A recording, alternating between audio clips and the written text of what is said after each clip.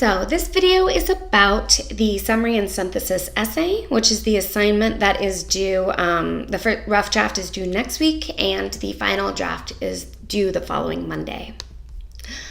So here we're going to go to Project 2, Summaries and Synthesis Essay with Writer's Memo.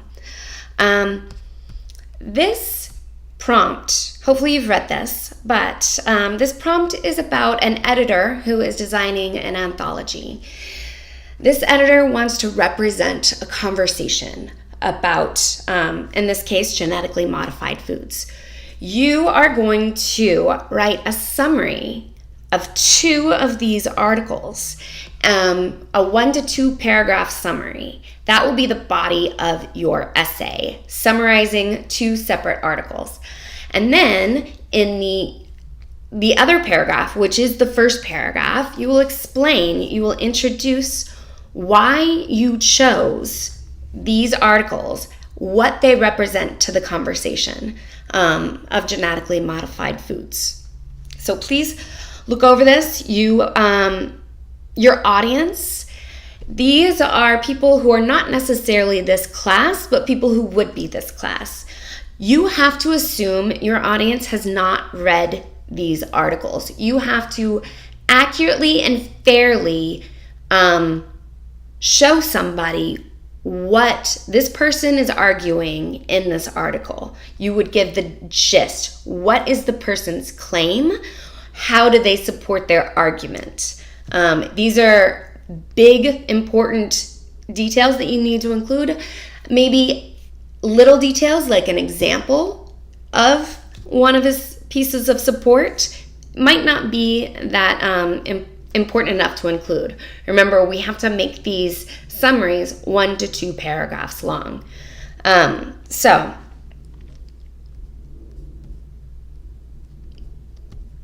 you will also, after the fact, write a writer's memo.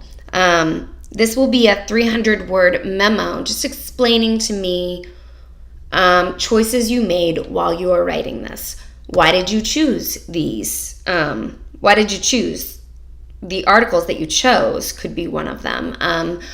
What details in the articles did you use? Did you choose to include, and why did you choose to not include others?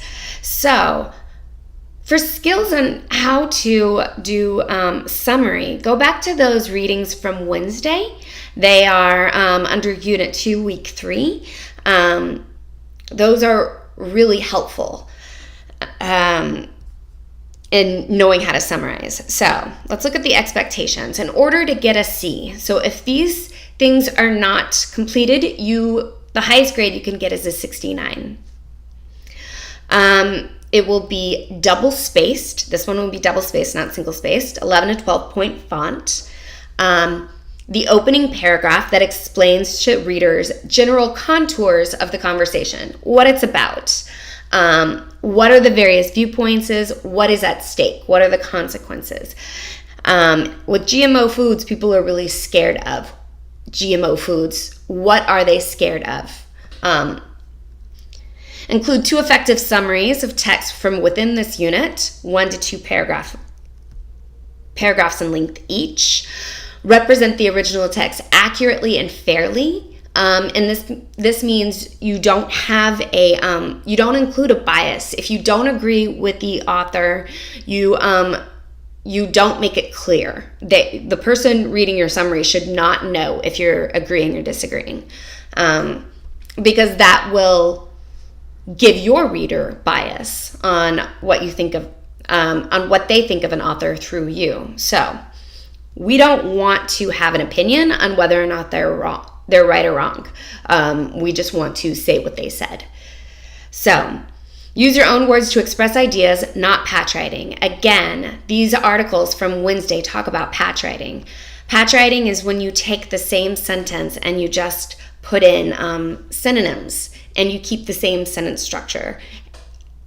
This is a form of plagiarizing. So that's why one of the skills that we learn in those articles is to understand what the article is saying, make notes, and then turn it over. don't look at the author's words when you write a summary or a paraphrase, because people accidentally take whole sentences from authors, thinking that with a couple of synonyms that it's different, and it's not really. So use quotes sparingly, if at all, to present the author's key ideas. So sometimes the author says something particularly well, and you want to show that. That's great. You have to make sure it's cited properly, and you also have to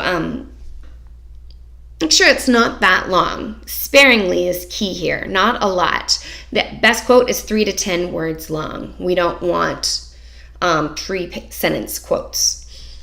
Okay, express ideas coherently, accurately, and comprehensively. Give the gist of the argument. Make sure if your reader your audience has not read this article, they need to understand it from your explanation. A lot of you guys did a great job at this in the mediated values essays when you were describing the movies that you loved. The reason you did such a good job describing this and summarizing these movies is because you love them and you'd seen them over and over again, so you understood them. It's not just trying to come up with details to give. You understood exactly what you wanted to say about those movies and why it related to you and what you found meaning from. So that was actually great, the way a lot of you did it about movies and books and everything else. So that is what we mean by comprehensively. You managed to condense a movie into one paragraph, but you got what was important about it. Provide useful context. Who wrote this? Where was it published? Why did they write it? Was it published on a website by a blogger? Was it published in a textbook by a PhD? Who is the audience? These are the types of things. Was it written for students, or was it written for somebody just scrolling through the internet? These are the types of things that you need to look at, and that when you read the 4 texts that you will summarize, who are these people? What credentials do they have? Why do we want to listen to them? That's part of the context. In text citations, MLA, I will post a link to MLA conventions. It's rules that you need to follow. Have a title, don't forget the title, and include a works cited list in MLA format. Here's your works cited. Copy and paste them into your last page of the document with a title, works cited. Use clear language, be edited, include the writer's memo of 300 words. If it does not adhere to these criteria, you will not get a C. You will get a 69 or lower. In order to have an A or a B, basically these are, if you read it, it talks about having a sophisticated understanding. They anticipate and select the ideas and details. Basically, if you can really show me that you understand the conversation and that you really want to contribute to it, these are important things that will help you get the higher grade, help you be spectacular. Attributive tags, this is something that the Wednesday readings talk about. You have to continually say, this is this person's idea, not mine. Because if you just say their ideas as a statement, it sounds like they're your ideas. So you have to continually say, this person says this. Okay, here are due dates. This is due next Wednesday.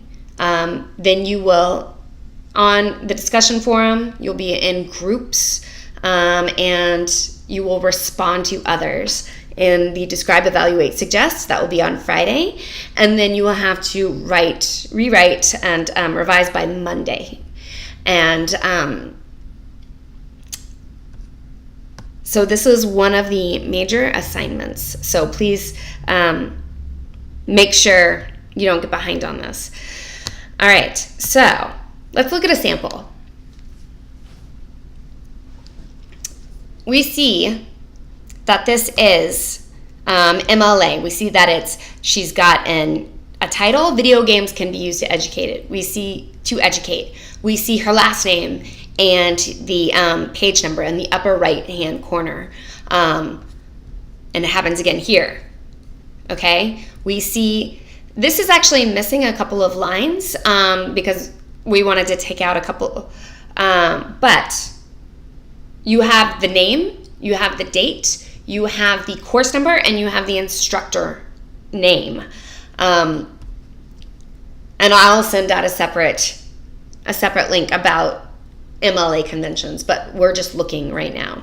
Okay, this first paragraph, I'll let you read it on your own, but it explains the context. It explains where these articles were first published, who is their author, what kind of credentials this author has, why we want to listen to them, an explanation why we chose these. Here, article names are in quotation marks, books are in italics, books and movies. Here is, so please take a look and read over this, what she's doing in this paragraph. Also, then we get into the summary itself.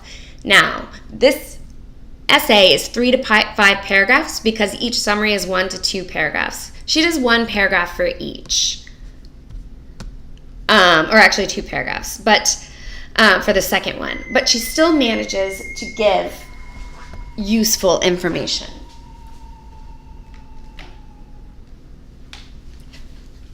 Okay, so here she introduces in her topic sentence exactly what you need to, the article that we're looking at. She says where it comes from. It's a chapter from the book, What Video Games Have to Teach Us. She talks about the author, James Paul Gee, and immediately introduces what he says. She talks about what his theories are. She lists he talks about identities, and these are his 3 points. So she lists them and defines them. So take a look over this. See what kind of information she includes.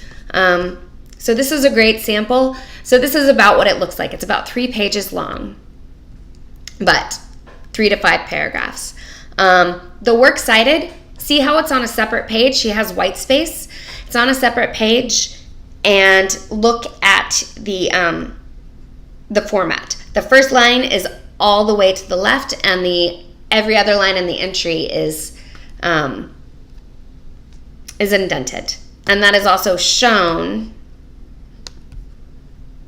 here under the unit.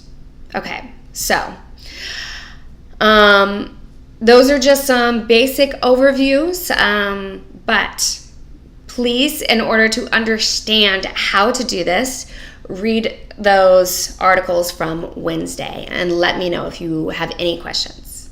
Thank you.